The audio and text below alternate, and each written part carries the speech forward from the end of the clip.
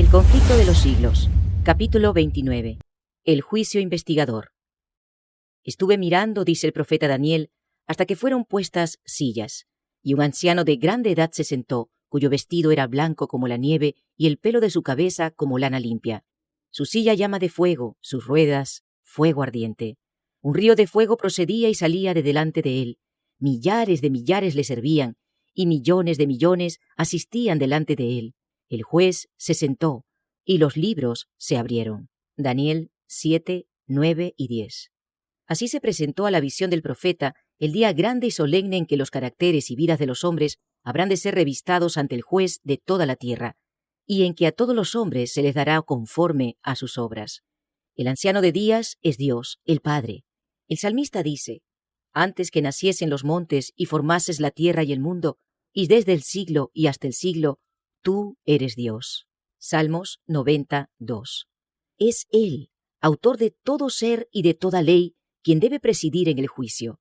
Y millares y millones de santos ángeles, como ministros y testigos, están presentes en este gran tribunal. Y he aquí en las nubes del cielo, como un hijo de hombre que venía, y llegó hasta el anciano de grande edad, e hiciéronle llegar delante de él. Y fuele dado señorío y gloria y reino, y todos los pueblos, naciones y lenguas le sirvieron. Su señorío eterno, que no será transitorio, y su reino no se corromperá. Daniel 7, 13 y 14. La venida de Cristo descrita aquí no es su segunda venida a la tierra. Él viene hacia el anciano de días en el cielo para recibir el dominio y la gloria y un reino que le será dado a la conclusión de su obra de mediador. Es esta venida, y no su segundo advenimiento a la tierra, la que la profecía predijo que había de realizarse al fin de los 2300 días en 1844. Acompañado por ángeles celestiales, nuestro gran sumo sacerdote entra en el lugar santísimo, y allí, en la presencia de Dios, da principio a los últimos actos de su ministerio en beneficio del hombre, a saber, cumplir la obra del juicio y hacer expiación por todos aquellos que resulten tener derecho a ella. En el rito típico, solo aquellos que se habían presentado ante Dios arrepintiéndose y confesando sus pecados, y cuyas iniquidades eran llevadas al santuario por medio de la sangre del holocausto, tenían participación en el servicio del día de las expiaciones. Así, en el gran día de la expiación final y del juicio, los únicos casos que se consideran son los de quienes hayan profesado ser hijos de Dios. El juicio de los impíos es obra distinta y se verificará en fecha posterior.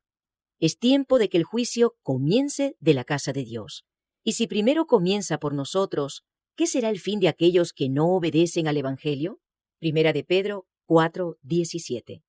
Los libros del cielo en los cuales están consignados los nombres y los actos de los hombres determinarán los fallos del juicio. El profeta Daniel dice: el juez se sentó y los libros se abrieron.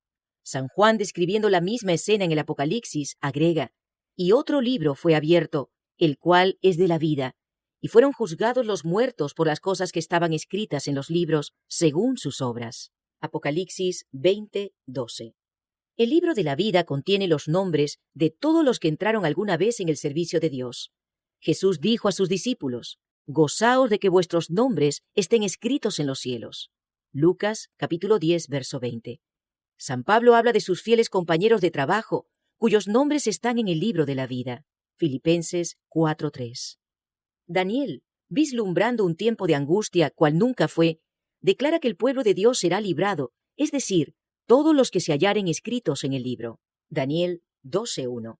Y San Juan dice en el Apocalipsis que sólo entrarán en la ciudad de Dios aquellos cuyos nombres están escritos en el libro de la vida del Cordero. Apocalipsis 21:27. Delante de Dios está escrito un libro de memoria en el cual quedan consignadas las buenas obras de los que temen a Jehová y de los que piensan en su nombre. Malaquías 3:16. Sus palabras de fe, sus actos de amor, están registrados en el cielo. A esto se refiere Nehemías cuando dice: acuérdate de mí, oh Dios mío, y no borres mis obras piadosas que he hecho por la casa de mi Dios. Nehemías 13:14. En el libro de memoria de Dios, todo acto de justicia está inmortalizado. Toda tentación resistida, todo pecado vencido, toda palabra de tierna compasión, están fielmente consignados y apuntados también todo acto de sacrificio, todo padecimiento y todo pesar sufridos por causa de Cristo. El salmista dice: Tú cuentas los pasos de mi vida errante.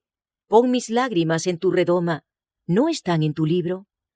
Hay además un registro en el cual figuran los pecados de los hombres, pues que Dios traerá toda obra a juicio, juntamente con toda cosa encubierta, sea buena o sea mala. De toda palabra ociosa que hablaren los hombres, darán cuenta en el día del juicio. Dice el Salvador: por tus palabras serás justificado y por tus palabras serás condenado. Los propósitos y motivos secretos aparecen en el registro infalible, pues Dios sacará a luz las obras encubiertas de las tinieblas y pondrá de manifiesto los propósitos de los corazones. He aquí que esto está escrito delante de mí: vuestras iniquidades y las iniquidades de vuestros padres juntamente, dice Jehová. La obra de cada uno pasa bajo la mirada de Dios y es registrada e imputada ya como señal de fidelidad, ya de infidelidad. Frente a cada nombre en los libros del cielo aparecen con terrible exactitud cada mala palabra, cada acto egoísta, cada deber descuidado y cada pecado secreto con todas las tretas arteras.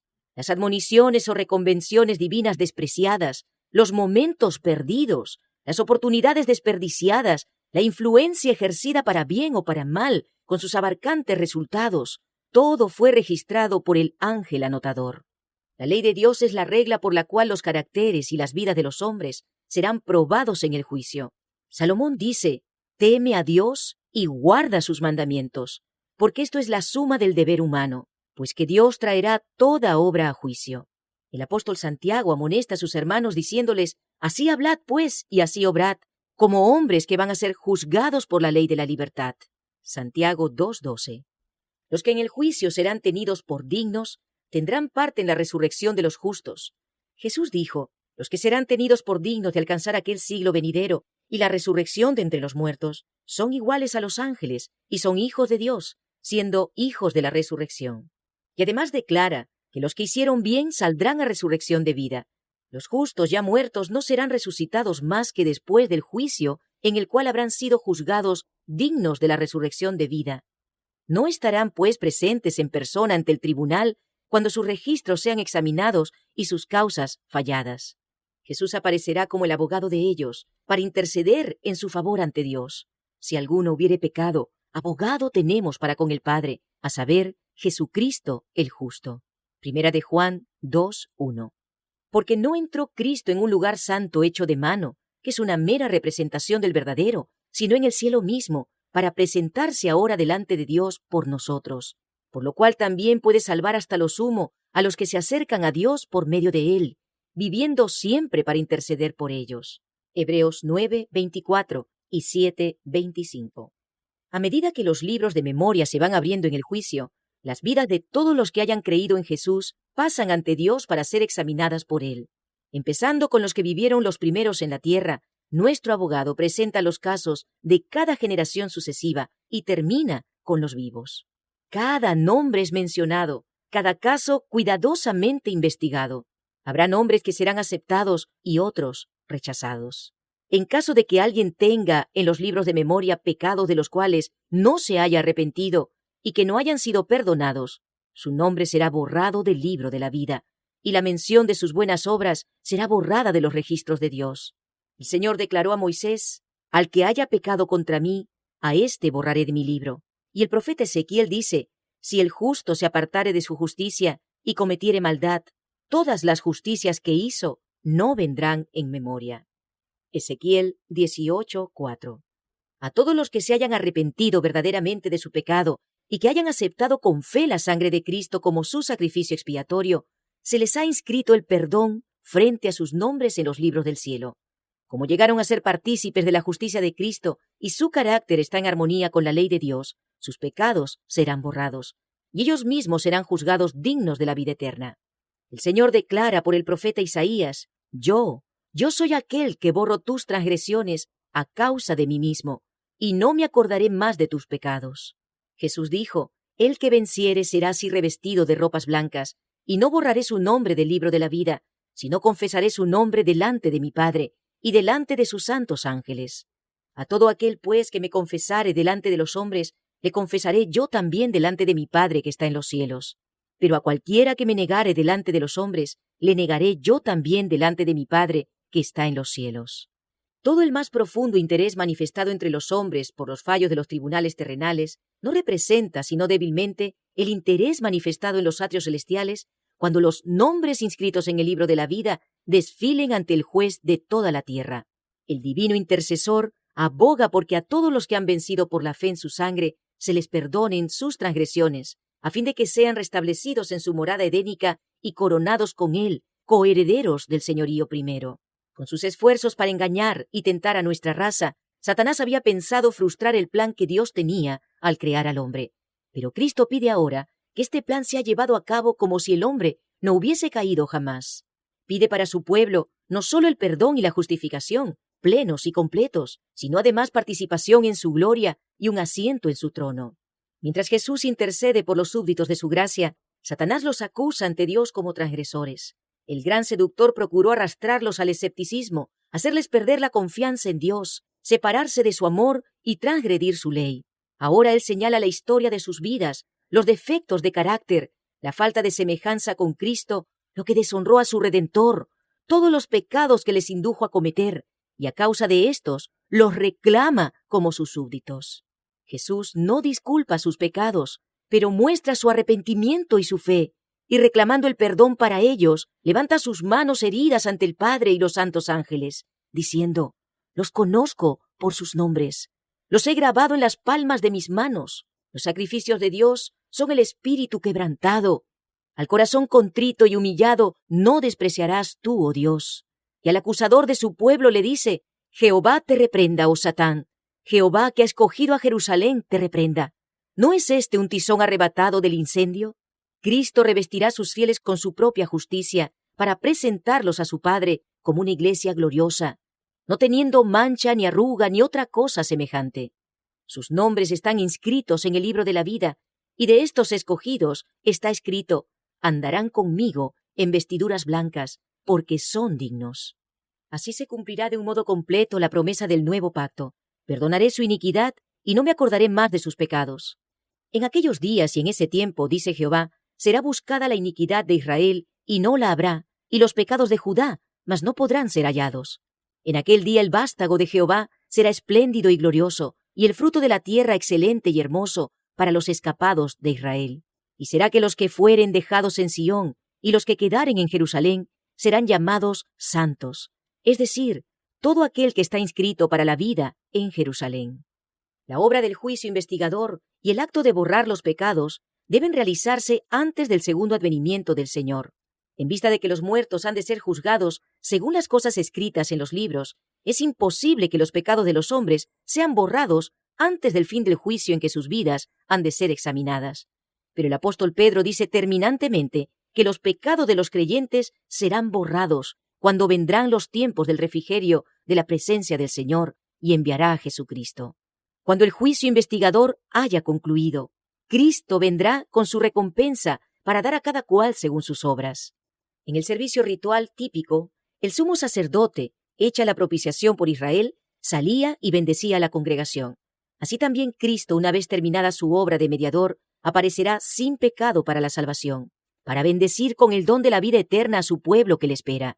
Así como al quitar los pecados del santuario, el sacerdote los confesaba sobre la cabeza del macho cabrío emisario, así también Cristo colocará todos estos pecados sobre Satanás, autor e instigador del pecado.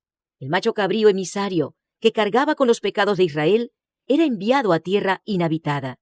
Así también Satanás, cargado con la responsabilidad de todos los pecados que ha hecho cometer al pueblo de Dios, será confinado durante 1000 años en la tierra, entonces desolada y sin habitantes, y sufrirá finalmente la entera penalidad del pecado en el fuego que destruirá a todos los impíos. Así el gran plan de la redención alcanzará su cumplimiento en la extirpación final del pecado y la liberación de todos los que estuvieron dispuestos a renunciar al mal. En el tiempo señalado para el juicio, al fin de los 2300 días, en 1844, empezó la obra de investigación y el acto de borrar los pecados. Todos los que hayan profesado el nombre de Cristo deben pasar por ese riguroso examen. Tanto los vivos como los muertos deben ser juzgados de acuerdo con las cosas escritas en los libros según sus obras. Los pecados que no hayan inspirado arrepentimiento y que no hayan sido abandonados no serán perdonados ni borrados de los libros de memoria, sino que permanecerán como testimonio contra el pecador en el día de Dios. ¿Puede el pecador haber cometido sus malas acciones a la luz del día o en la oscuridad de la noche? Eran conocidas y manifiestas para aquel a quien tenemos que dar cuenta. Hubo siempre ángeles de Dios que fueron testigos de cada pecado y lo registraron en los libros infalibles. El pecado puede ser ocultado, negado, encubierto para un padre, una madre, una esposa, o para los hijos y los amigos. Nadie, fuera de los mismos culpables, tendrá tal vez la más mínima sospecha del mal. No deja por eso de quedar al descubierto ante los seres celestiales. La oscuridad de la noche más sombría, el misterio de todas las artes engañosas, no alcanzan a velar un solo pensamiento para el conocimiento del Eterno. Dios lleva un registro exacto de todo acto injusto e ilícito. No se deja engañar por una apariencia de piedad. No se equivoca en su apreciación del carácter.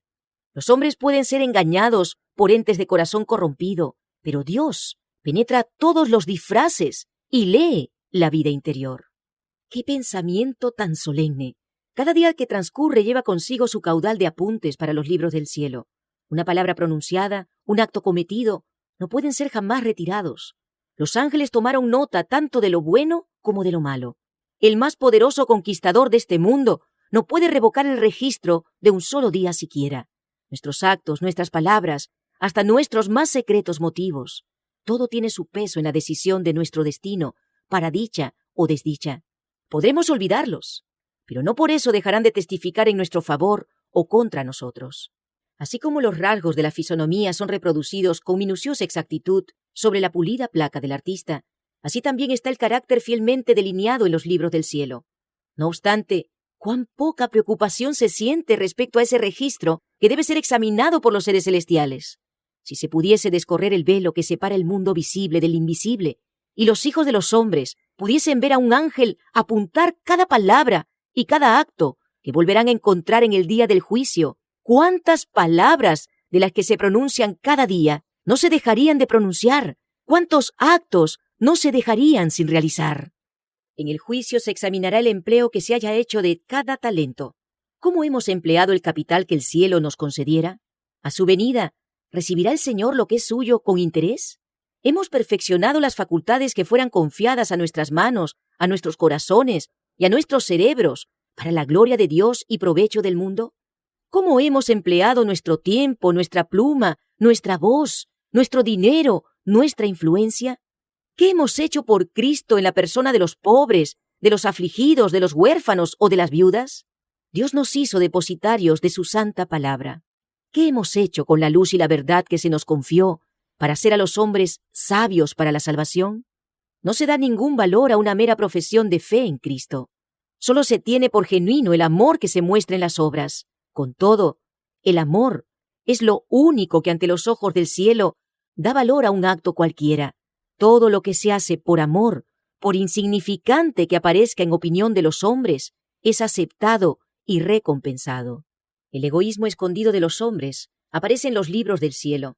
Allí está el registro de los deberes que no cumplieron para con el prójimo, el de su olvido de las exigencias del Señor. Allí se verá cuando a menudo fueron dados a Satanás tiempo, pensamientos y energías que pertenecían a Cristo. Harto tristes son los apuntes que los ángeles llevan al cielo. Seres inteligentes que profesan ser discípulos de Cristo están absorbidos por la adquisición de bienes mundanos o por el goce de los placeres terrenales. El dinero, el tiempo y las energías son sacrificados a la ostentación y el egoísmo. Pero pocos son los momentos dedicados a orar, a estudiar las Sagradas Escrituras, a humillar el alma y a confesar los pecados. Satanás inventa innumerables medios de distraer nuestras mentes de la obra en que precisamente deberíamos estar más ocupados. El archiseductor aborrece las grandes verdades que hacen resaltar la importancia de un sacrificio expiatorio y de un mediador todopoderoso. Sabe que su éxito estriba en distraer las mentes de Jesús y de su obra. Los que desean participar de los beneficios de la mediación del Salvador no deben permitir que cosa alguna les impida cumplir su deber de perfeccionarse en la santificación en el temor de Dios.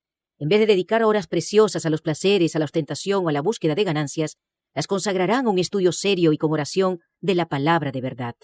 El pueblo de Dios debería comprender claramente el asunto del santuario y del juicio investigador. Todos necesitan conocer por sí mismos el ministerio y la obra de su gran sumo sacerdote. De otro modo, les será imposible ejercitar la fe tan esencial en nuestros tiempos, o desempeñar el puesto al que Dios los llama. Cada cual tiene un alma que salvar o que perder. Todos tienen una causa pendiente ante el tribunal de Dios. Cada cual deberá encontrarse cara a cara con el gran juez. Cuán importante es, pues, que cada uno contemple a menudo de antemano la solemne escena del juicio en sesión, cuando serán abiertos los libros, cuando con Daniel cada cual tendrá que estar en pie al fin de los días. Todos los que han recibido la luz sobre estos asuntos deben dar testimonio de las grandes verdades que Dios les ha confiado. El santuario en el cielo es el centro mismo de la obra de Cristo en favor de los hombres. Concierne a toda alma que vive en la tierra. Nos revela el plan de la redención, nos conduce hasta el fin mismo del tiempo y anuncia el triunfo final de la lucha entre la justicia y el pecado. Es de la mayor importancia que todos investiguen a fondo estos asuntos y que estén siempre prontos a dar respuesta a todo aquel que les pidiere razón de la esperanza que hay en ellos. La intercesión de Cristo por el hombre en el santuario celestial es tan esencial para el plan de la salvación como lo fue su muerte en la cruz. Con su muerte dio principio a aquella obra para cuya conclusión ascendió al cielo después de su resurrección. Por la fe debemos entrar velo adentro, donde entró por nosotros como precursor Jesús. Allí se refleja la luz de la cruz del Calvario, y allí podemos obtener una comprensión más clara de los misterios de la redención. La salvación del hombre se cumple a un precio infinito para el cielo. El sacrificio hecho corresponde a las más amplias exigencias de la ley de Dios quebrantada. Jesús abrió el camino que lleva al trono del Padre, y por su mediación pueden ser presentados ante Dios los deseos sinceros de todos los que a Él se allegan con fe. El que encubre sus transgresiones no prosperará, mas el que las confiesa y las abandona alcanzará misericordia. Si los que esconden y disculpan sus faltas pudieran ver cómo Satanás se alegra de ello y los usa para desafiar a Cristo y sus santos ángeles, se apresurarían a confesar sus pecados y a renunciar a ellos. De los defectos de carácter se vale Satanás para intentar dominar toda la mente, y sabe muy bien que si se conservan estos defectos, lo logrará. De ahí que trate constantemente de engañar a los discípulos de Cristo con su fatal sofisma de que les es imposible vencer. Pero Jesús aboga en su favor con sus manos heridas, su cuerpo quebrantado, y declara a todos los que quieran seguirle: «Bástate mi gracia. Llevad mi yugo sobre vosotros, y aprended de mí, que soy manso y humilde de corazón, y hallaréis descanso para vuestras almas, porque mi yugo es fácil y ligera mi carga». Nadie considere, pues, sus defectos como incurables. Dios concederá fe y gracia para vencerlos.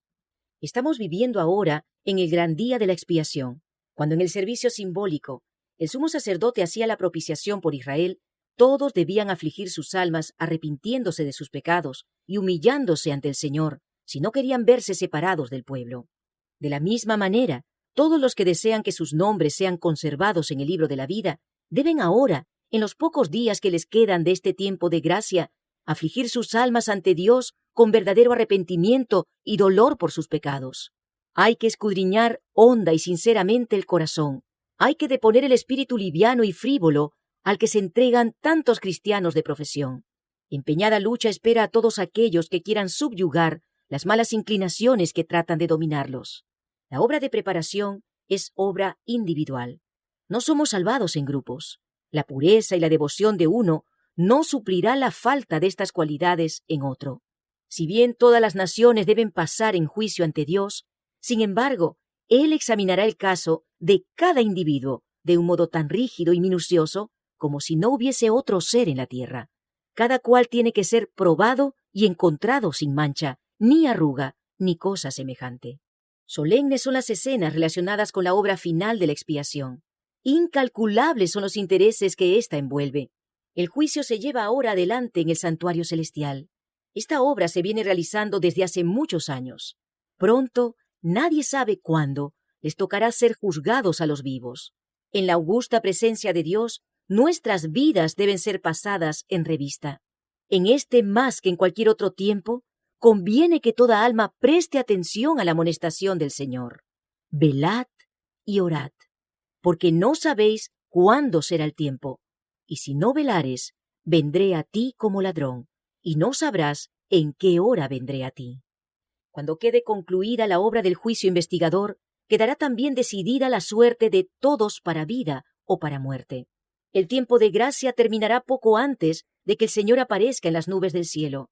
Al mirar hacia ese tiempo, Cristo declara en el Apocalipsis: el que es injusto, sea injusto aún, y el que es sucio, sea sucio aún, y el que es justo, sea justo aún, y el que es santo, sea aún santo. He aquí, yo vengo presto, y mi galardón está conmigo, para dar la recompensa a cada uno según sea su obra. Los justos y los impíos continuarán viviendo en la tierra en su estado mortal.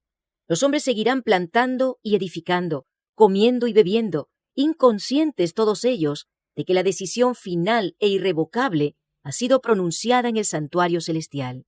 Antes del diluvio, después que Noé hubo entrado en el arca, Dios le encerró en ella, dejando fuera a los impíos. Pero por espacio de 7 días, el pueblo, no sabiendo que su suerte estaba decidida, continuó en su indiferente búsqueda de placeres y se mofó de las advertencias del juicio que le amenazaba. Así dice el Salvador, será también la venida del Hijo del Hombre. Inadvertida como ladrón a medianoche, llegará la hora decisiva que fija el destino de cada uno, cuando será retirado definitivamente el ofrecimiento de la gracia que se dirigiera a los culpables. Velad, pues, no sea que viniendo de repente os halle dormidos. Peligroso es el estado de aquellos que, cansados de velar, se vuelven a los atractivos del mundo, mientras que el hombre de negocios está absorto en el afán de lucro, mientras el amigo de los placeres corre tras ellos, mientras la esclava de la moda está ataviándose. Puede llegar el momento en que el juez de toda la tierra pronuncie la sentencia: ha sido pesado en la balanza y ha sido hallado falto.